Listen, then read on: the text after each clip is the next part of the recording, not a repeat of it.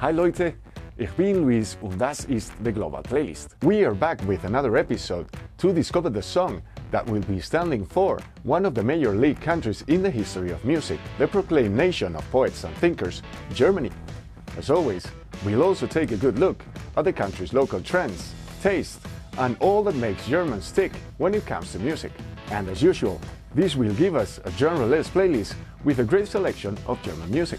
Now, and this is important, as the YouTube channel has reached 100 subs, you have unlocked a new and amazing feature. You can now take part in the creation process by helping me and the guest completing this playlist.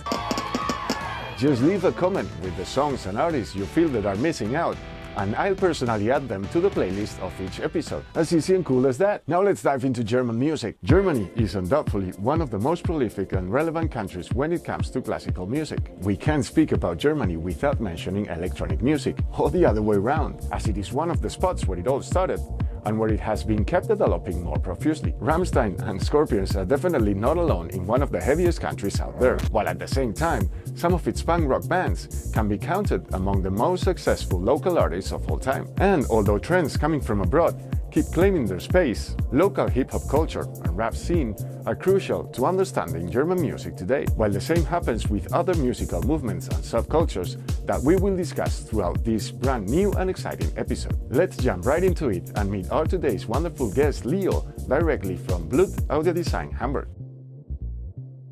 Please welcome Leo from Hamburg, Germany. We are so happy to have you here, Leo. How are you feeling? I'm feeling great. Can't complain. I'm really excited for this project. It was really a challenge to wrap my mind around it, how we can portray Germany in just one song, but let's go for it. Please, could you tell us something about you? I grew up in Germany, in Hamburg, and I lived actually quite a long time, 7 years of my life. I lived in South Africa. I'm a music producer, I'm a DJ, I'm a licensing manager, music supervisor. Everything with music is my passion. What are your first memories with music? I remember my first album that I bought, recommended by a good old friend of mine, was Fugees' The Score. This was the album that still stuck, and I've kept on listening over the years again and again and again, even other Lauryn Hill albums afterwards. And making music myself, I started as a DJ. I got a belt-driven turntable from my dad. I built myself a little slip mat and got a little second-hand mixer, and I tried to scratch a little bit and saved all my money for more equipment and more vinyls. DJ Premier instrumentals to practice my backspinning and my scratching technique. This is the memories I look back at, and when I didn't have kids and I had even more time to make music. Okay, let's talk about German music. What are the traditionally the main genres or the most popular genres in Germany, would you say? Folk music, or as it is probably lived in other countries and celebrated more in other countries, is not really something I would be proud of in Germany. It's more the subgenres and so forth, which are really, really great. I mean, looking back at the times, I mean, the three Bs, Brahms, Beethoven, and Bach, you know, that's these are main composers that you definitely have to mention when you talk about German music history. And it developed, you know. I mean, then later on there was first elements of the new wave, bridging into new genres. The Neue Deutsche Welle, it's called, which had like Herbert Grönemeyer and for example Nena. 99 Air Balloons is the song that is in the English version, 99 Luftballons in German. It was really interesting because also with the division of Germany in West and Eastern, you know, you had the song actually is about people letting air balloons fly on the western side, and people on the eastern side think it's UFOs.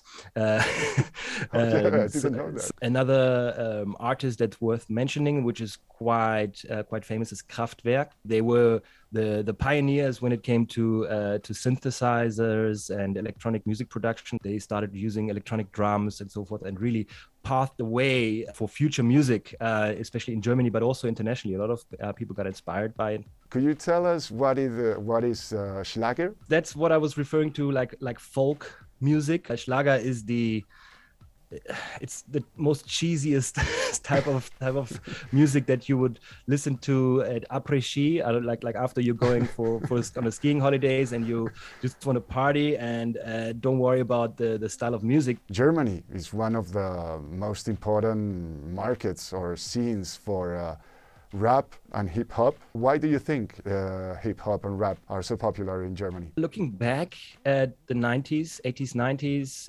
2000s, when hip hop really emerged, it started off actually quite strong in Hamburg. There used to be a clique, or how do you say, a gang, or a conglomerate of artists coming together under a record label called Eimsbusch Records. Absolute Beginner, Semi Deluxe, Das Bo. So many artists were under one roof, and they created this typically Hamburg style that was not heard before, and they were quite successful actually. They the way they just reflected the society at that time. You know, Semi Deluxe is known for his very social criticism, his lyrics. For example, the song "Weck mich auf." By the way, fun fact: he sampled Barclay James Harvest in that song, and he had to forfeit most of the rights because the producer didn't clear it in advance. That's it. I actually know the producer. Oh yeah.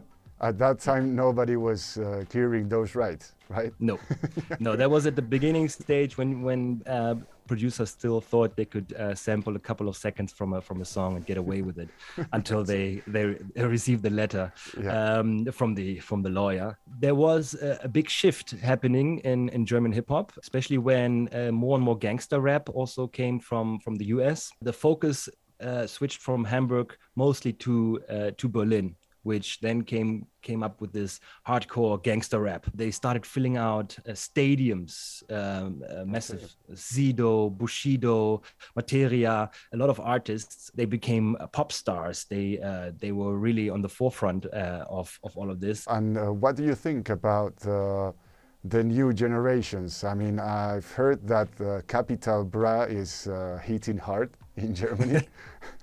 What do you think about these new guys? It has become a different genre. They call it, a lot of people call it cloud rap or trap in a way. It has really emerged in that.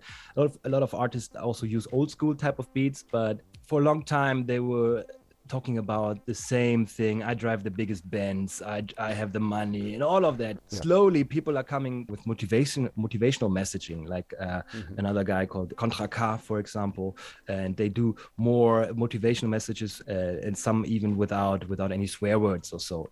Jamaican genres are pretty popular, right? I mean, reggae and dancehall, somehow they're also close to hip hop, to the hip hop scene, right? Is that a big thing also in Germany? If you listen to the radio, you probably won't hear so much of reggae, but there's a huge subculture. There's events, there's festivals, and there are a lot of artists that also bridge the gap between hip hop and reggae or dancehall. Like one of the biggest is Seed, for example, spelled with a triple E actually. There's one song they even did with CeeLo Green. They managed to fuse this rap and hip hop together with reggae. Even other artists like Jan Delay. A lot of people just love the vibe, and it just portrays summer. It creates a new feeling amongst a lot of other crap that's playing on radio.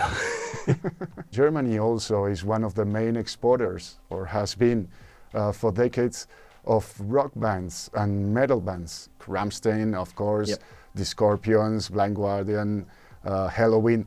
There are many bands. Even though it's not your thing, could you recommend any rock band or? Well, to look at the past, one of the biggest rock or punk bands was Tonsteine Scherben. They really started early and also set a path for following artists that got inspired by it. But the artists that you mentioned, like Rammstein, they are massive overseas. There's big metal and rock and roll festivals happening every year. Wacken, which is just I don't even want to go. I don't want to go there because it's just total madness. And maybe to give some suggestions, Die Ärzte, the doctors translated, they are nice, and the Toten Hosen, the dead trousers. You know, I looked at the discography again of the Toten Hosen, and I couldn't stop scrolling. I was like, they released an album every year. It's like, wow, over the last 30 or 40 years. It's just insane. You mentioned Kraftwerk before. Yeah. Is it still in good shape nowadays, this clubbing and techno scene in Germany? I was actually at a techno club last weekend. Now there's so many new genres that are fusing. The stuff that you were listening to, I don't know, 10 years ago is not the same techno that you would hear at the same clubs like Berghain, for example, in Berlin, which is one of the main locations in Germany for techno. The scene is massive and it's evolving. Could you mention some names? Well, there was actually a movie called Berlin Calling, which I recommend everybody. It has a great soundtrack. Paul Kalkbrenner and Fritz Kalkbrenner. In one of the songs, they even sampled the underground from in Berlin and built it into the track. Another artist which I personally really like, also from Hamburg, is Stimming. It's techno, but it's still melodic at the same time. Just listen to it and you'll hear why. Unless you wanna mention some other artists or highlight some other artists or genres, it's time for you to reveal the title of the song you've chosen. Maybe before we go to that, Germany is big on comedy and satire as well. And there's a lot of artists and musicians, great talented musicians, that with music make comedy. And they really get to people in the way they perform and the way they write the songs. One of my favorite artists is Helge Schneider. He made a song called Katzenklo, which means the toilet of the cat.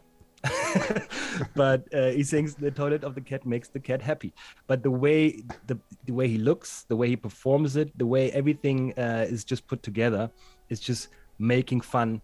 I don't know if it's making fun of music itself, but it's a satire at its best. The song is called Irgendwie, Irgendwo, Irgendwann by Jan Delay. Ich glaube, der Song ist repräsentativ für die alte Schule der deutschen Musikkultur und der neuen Schule, also die neue deutsche Welle und den Hip-Hop und die 90er und die 2000er.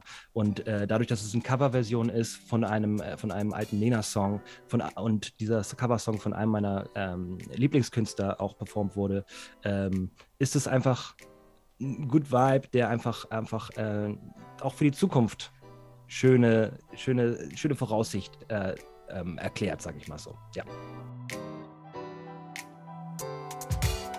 First album you purchased? First album that I purchased was Fugees The Score. Favorite album of all time? Dr. Dre, The Chronic, 2001. There you go, your rap culture. Oh, you know it. Top 3 artists worldwide? Those are actually my top 3 producers. It's Timbaland, Swiss Beats, and again, Dr. Dre, the genius. Favorite song worldwide ever? This is a song I bought myself on vinyl by Gang Starr. So that's Guru and DJ Premier. The song's called Full Clip. Favorite concert ever? Busta Rhymes with Spliff Star here in Hamburg, Große Freiheit. Just the way they performed on stage, the energy, the synergy they had, the way they feed off each other. I think I've never seen something like that in my life before. If you ever have a chance to see those two guys on stage, it's just wow. Favorite concert venue? There was one place I played in Johannesburg. It's actually quite dodgy a little bit, but it's just the way people go crazy. It's called Cool Runnings. Another venue where I personally played was on a cruise ship that went from Durban to Mozambique and back over 3 days. So a festival on a cruise ship. That was an experience of a lifetime, to start playing your first set of the day at 11 a.m. on the pool deck, and people are sipping cocktails while swimming and dancing to your music. Artist you would love to see performing live? Tupac, if that's if there's any chance. Well, even a hologram would do it, I would say. That's it. There have always been rumors about that hologram, right? Or they finally did it? I don't know. I think a couple of years back they did it at Coachella, but I don't know how great that was. But if, yeah, maybe in another lifetime. Top festival ever? I would really love to visit Burning Man. And another festival where I personally went to here in Germany, that was in 2014, to a Fusion Festival. It's built up on an old, how do you say, airplane field with a hangar. Sometimes the venues are inside the hangars, and they put a lot of love into decorating it. And at night they have these projections in the trees, and all of a sudden there's a performance happening here with the violin, and then a DJ plays with the violin together. It's like it's just overflow of musical inspiration. Okay, and now it's time for the guilty pleasure. My daughter, she started singing Backstreet Boys again. So that has now, the Spotify algorithm is just completely thrown out. And it's one of the most played songs. I Want It That Way. You know, okay. She's singing it. So, and sometimes she sings it a cappella, and my dad is playing it on the guitar. And it's like, tell me why. So now it's time for the secret question. As you are, among other things, a music supervisor, I'm gonna tell you movie genres and scenes, and I'm gonna also give you 2 German songs that you have to pick from to ambient that scene, okay? Let's do it. Excited. Let's go for it. And by the way, guys, remember you can play too. You just have to leave a comment with your choices below. Action, for example, a car chase. The 2 options are Richard Wagner's The Ride of the Valkyries, Rock You Like a Hurricane by the Scorpions. I would pick the Scorpions. Science fiction, Outer Space, A New Error by Moderat, Hale-Bopp by Der Dritte Raum. I'll pick the second one, Hale-Bopp. Then romance. You know, classics like The Karate Kid. Die Eine by Die Firma. Ein Compliment by Sportfreund Stiller. Sportfreunde Stiller. that sounded better. Yeah. I think Die Eine would fit quite nicely. Yeah, by Die Firma. And then the last one, a terror movie. Imagine a gore assassination, for example. The options are Satan is Real by Creator, or You Are My Heart, You Are My Soul by Modern Talking. I'm picturing like a really slow-mo version of the on picture, and if you add You're My Heart, You're My Soul from Modern Talking, which is a terrible song, by the way, it would actually, I don't know, it would fit, right? Bring a little bit of fun to the scene. That's it. That's it.